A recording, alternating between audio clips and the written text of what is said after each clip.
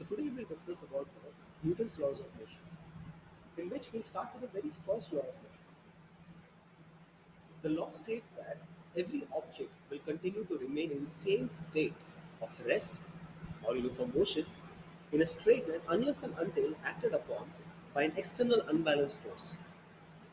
Now, children, you will notice one thing: rules, principles, theorems, and all these statements they do have technical terms. But then you will observe that the first law of motion, why it is like so having so many technical terms.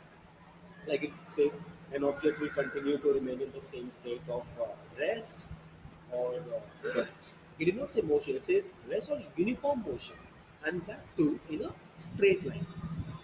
And all these things will continue till when it will continue till the external unbalanced force comes into the picture. But why? But why is the law like this?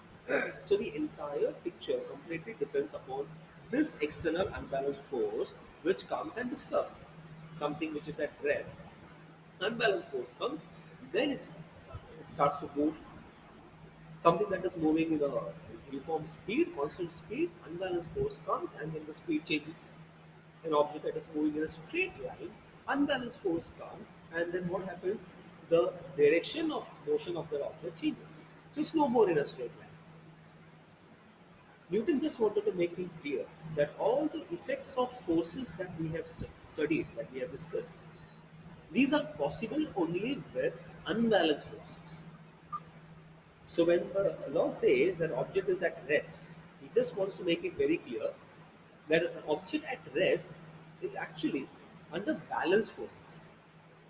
An object that is performing uniform motion, that is, it's moving with constant speed, it is under balanced forces. And also, again, the last point, when the object is moving in a straight line, there also the object is under balanced forces. Because if unbalanced force comes, then all these things will differ. Because as we know, the effects of forces, it can change the state of an object, rest to motion, motion to rest.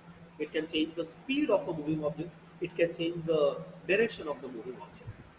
That is why the first law of motion says that any object, it will continue to be in the same state, which means if it is subject to balanced forces, there will be no visible change.